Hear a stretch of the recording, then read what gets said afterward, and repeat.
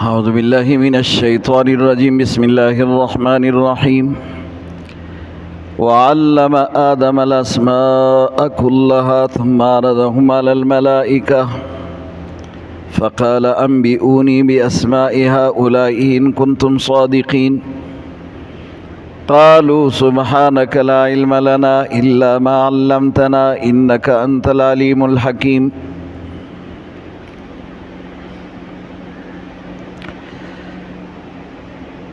فرشتوں کی مجلس میں حضرت آدم علیہ السلام کی فضیلت اور وہ فضیلت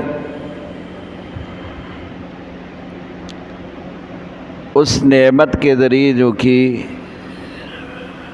معنوی ہے، نظر نہیں آتا، وہ صوری نہیں، وہ علم جو اللہ پاک نے آدم علیہ السلام کو عطا کیا تھا، اسی پر آدم علیہ السلام کو فرشتوں کی مجلس میں فضیلت عطا فرمائی۔ وہ علم کیا تھا جو آدم علیہ السلام کے پاس ہے اور فرشتوں کے پاس نہیں؟ اس کا ذکر بھی کل کے سبق میں ہوا تھا کہ وہ ضروری اشیاء جو انسان کی ضرورت ہو تو وہ صرف انسان ہی سمجھتا ہے، اور فرشتے ان ضروریات سے بالکل پاک، ان کو ضرورت ہی نہیں تھی اس چیز کی۔ جس کا علم آدم علیہ السلام کے پاس تھا، اس کا ضرورت بھی آدم علیہ السلام کو۔ کلہا، ہر اس چیز کا نام اللہ پاک نے آدم کو سکھایا جو آدم علیہ السلام کو ضرورت ہو، اور ضرورت کے مطابق ضرورت کے وقت آدم علیہ السلام اس کو استعمال کرے۔ مثلا دنیا میں رہنے کے لیے دنیا کی چیزوں کی مختلف اوقات میں استعمال کا طریقہ، اور پھر ہر چیز کا نام، ہر چیز کا کام، یہ آدم علیہ السلام کو سکھایا گیا تھا کہ یہ اس کا کام ہے، یہ اس کا نام ہے، اور یہ استعمال کا وقت ہے، اور یہ استعمال کا طریقہ ہے۔ تو آدم علیہ السلام کو یہ چیزیں اللہ پاک نے پہلے سے سکھائی تھی۔ تو آدم علیہ السلام ان چیزوں کو جان گئے تھے جو کہ ان کی ضرورت تھی، اور وہ فرشتوں کو نہیں معلوم تھا، کیونکہ فرشتے نہیں سمجھ رہے تھے ایسی چیزوں کو۔ اب نہ کرسی راوڑا بابا جی رہا، تو اب فرشتوں کو ضرورت ہی نہیں تھی، اس لیے وہ نہیں سمجھ رہے تھے۔ اللہ پاک نے آدم علیہ السلام کو سکھا دیا، اور پھر اسی علم کو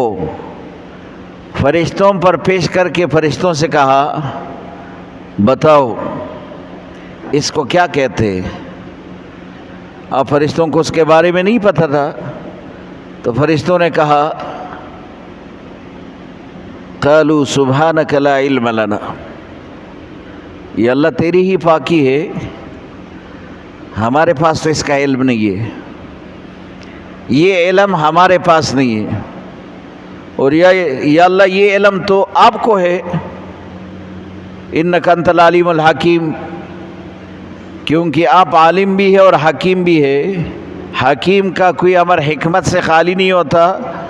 آپ نے اپنے حکمت کے ساتھ جس کو جتنا سکھا دیا، علم آپ کا تھا، آپ نے ہی سکھا دیا۔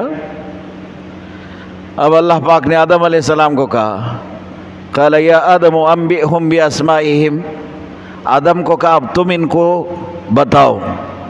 ان چیزوں کے نام تم بتاؤ۔ اب آدم علیہ السلام کی تو ضرورت تھی، اس کو تو اللہ پاک نے سکھا دیا تھا۔ آدم علیہ السلام شروع ہو گئے دنیا کی ہر چیز کا نام بتانے لگ گئے، اور وہ جیسے یہ گندم ہے، یہ جو ہے، یہ پھلا ہے، یہ پانی ہے، یہ جگ ہے، یہ گلاس ہے، ہر چیز کا نام آدم علیہ السلام نے لیا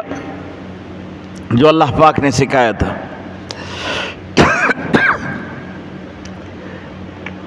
فلما انبأہم،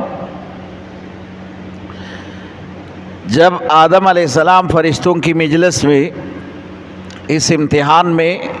جو اللہ پاک نے لیا پاس ہو گئے، قال الم اقل لکم، تو اللہ پاک نے فرشتوں کو کہا میں نے آپ کو نہیں کہا تھا، الم اقل لکم، کیا میں نے آپ کو نہیں کہا تھا، انی اعلم غیب السماوات، میں جانتا ہوں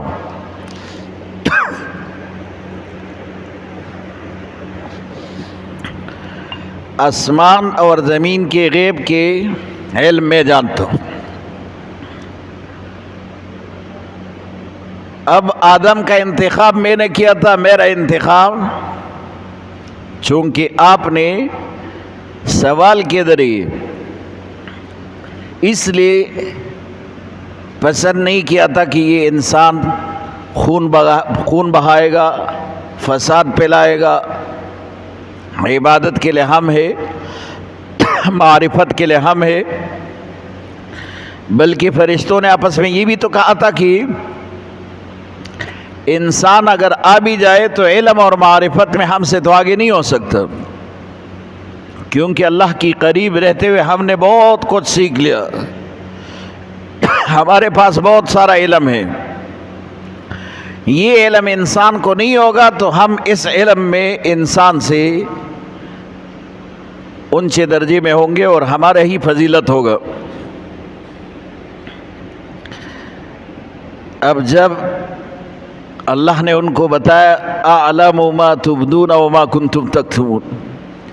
میں ان چیزوں کو بھی جانتا ہوں جو تم ظاہر کر رہے تھے اور جو تم چھپا رہے تھے۔ وہ کیا چھپا رہے تھے؟ فرشتے اپنے خیال میں یہ سوچ رہے تھے کہ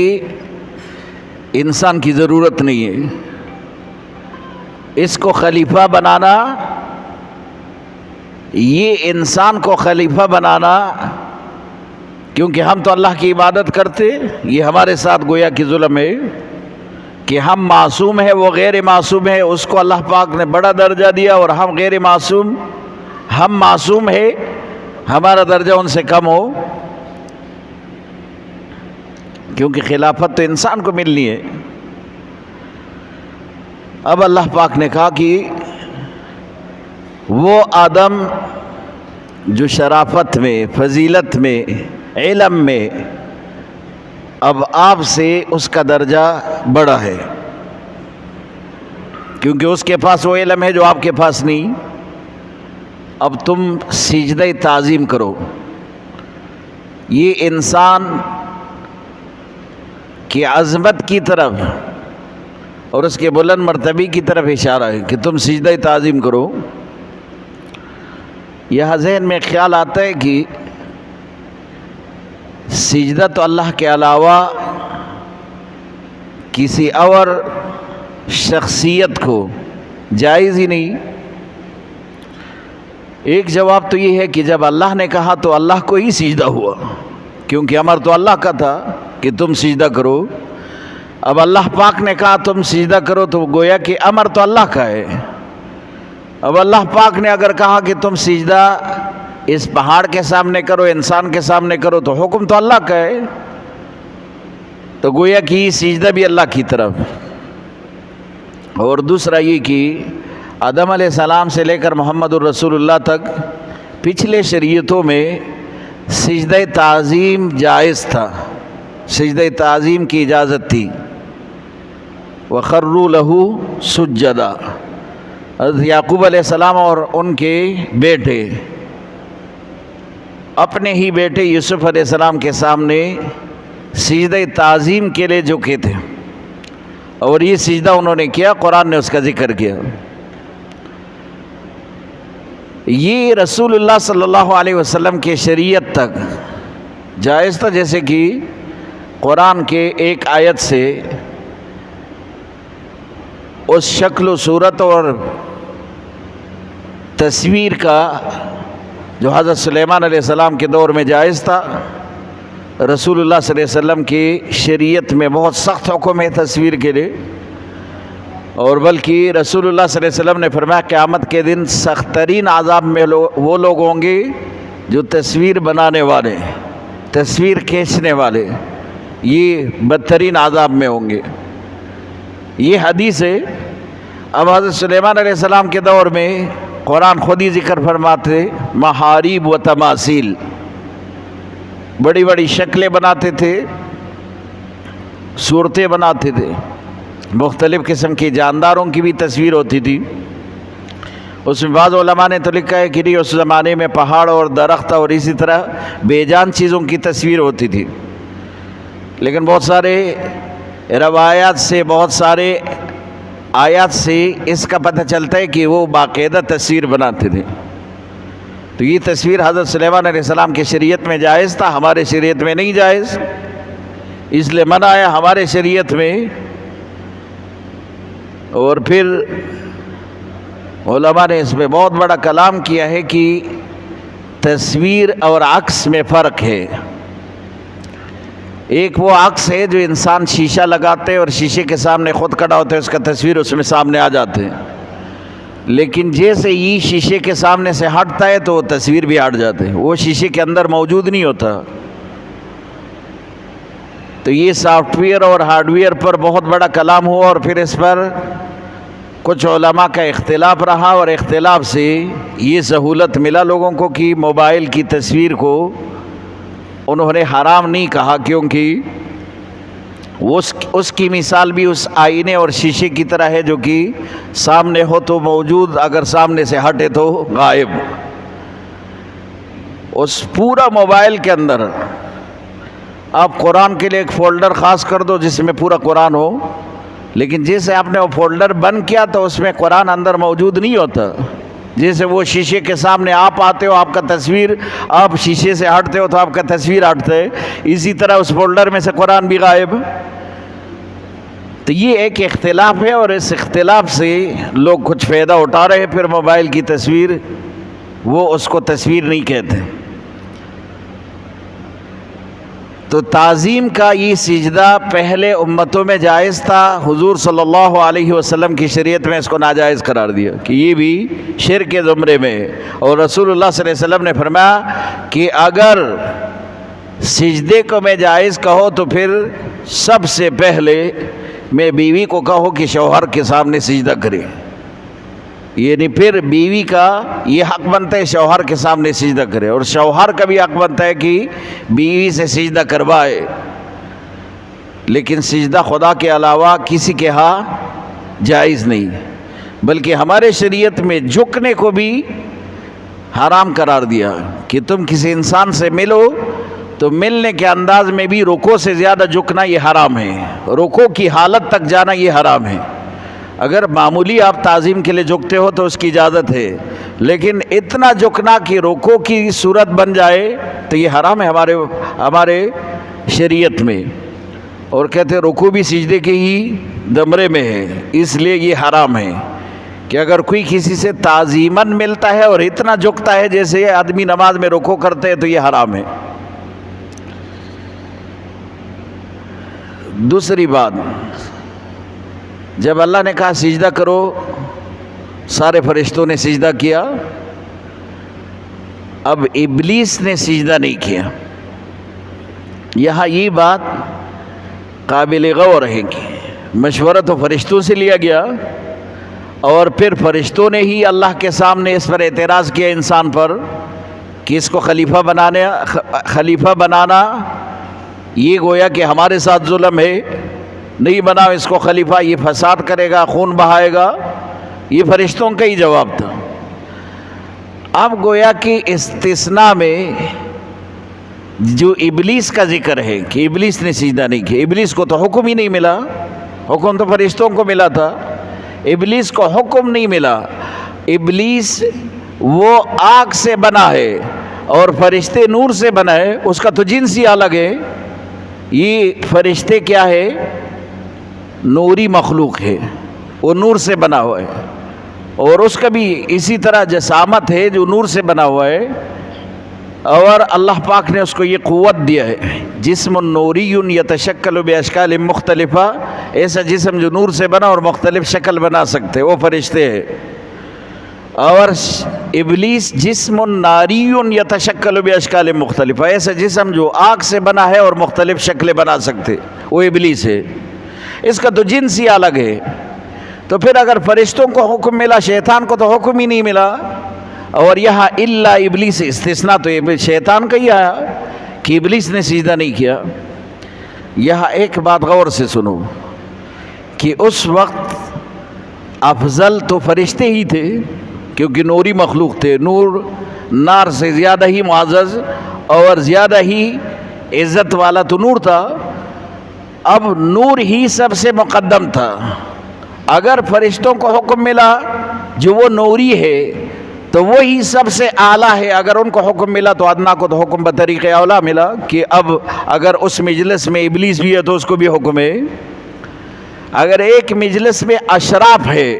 اشراف کے لیے اگر کوئی قانون بنا تو پھر وہ جو غیر اشراف ہے وہ تو اس میں داخل ہی داخل ہے، وہ تو سب کے لیے، ادنا کے لیے، اعلیٰ کے لیے اگر بنا تو ادنا خود ہی اس میں داخل ہے۔ تو ابلیس اس وقت فرشتوں سے کم درجے کا تھا اس جنس کے اعتبار سے۔ وہ تو الگ بات ہے کہ پھر اس کو طاؤس الملائکہ بھی کہا گیا کہ یہ طاؤس الملائکہ معنی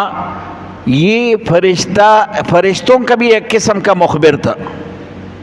اور یہ دنیا میں بھی اللہ پاک ان کو بیچتے تھے ابلیس، یہاں کی خبریں اوپر جا کے فرشتوں کو بتاتے تھے اور وہاں پر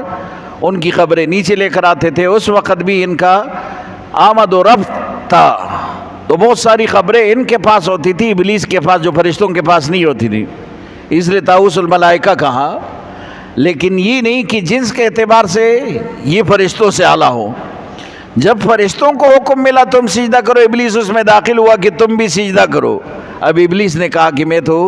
انسان کے سامنے نہیں جھک سکتا۔ یہاں بھی ایک بات قابل غور ہے کہ صرف ایک سجدہ نہ کرنے پر عملی طور پر، کیونکہ اس نے کیا ہی نہیں، اب اللہ پاک نے کہا کہ کیوں نہیں کیا تو اس نے پھر وجہ بتایا کہ میں آگ سے بنا ہوں اور یہ مٹی سے بنا ہے اور آگ مٹی سے اولا ہے، اس لیے میں اس ادنا کے سامنے سجدہ نہیں کرتا۔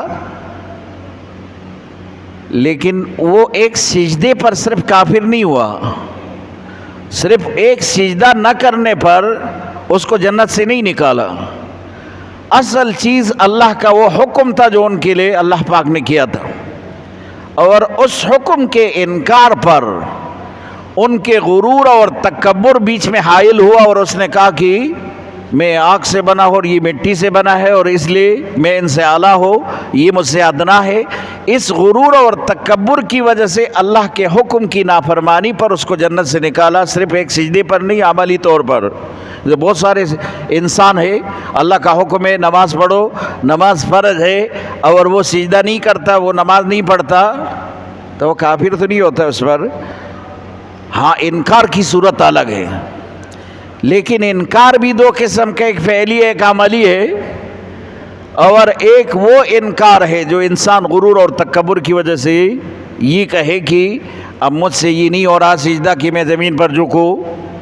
اور میں تو زمین پر جھکنا اپنے لیے ایک حقارت سمجھتا ہوں۔ اگر کوئی اسی طرح کا جملہ کہے تو یہ تو بالکل انسان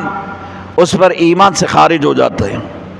اگر تحقیر کا کوئی ایسا جملہ تکبر کی وجہ سے، غرور کی وجہ سے کہے، تو عملی طور پر شیطان نے جس سجدے کا انکار کیا تھا، صرف ایک سجدہ نہیں تھا جو کہ اس کے کفر کا سبب بنا، اس کے پیچھے اس کا وہ غرور، وہ تکبر، جو کہ انہوں نے اللہ کے حکم کو نہیں مانا، انکار کیا، اور یہ کہا کہ میں اس سے زیادہ شریف ہوں، میں اس سے شرافت میں، مرتبے میں، مقام میں اس سے اعلیٰ ہوں، کیونکہ میں آگ سے بنا ہوں اور یہ جو ہے مٹی سے بنا ہے۔ آگ مٹی سے اعلیٰ ہے، اس لیے میں آگ کو پاک سمجھتا ہوں اور مٹی کو گندا سمجھتے ہو، میں اس مٹی کے سامنے سجدہ نہیں کرنا چاہتا۔ اس پر یہ گمراہ ہو گئے۔ واخر دعوانا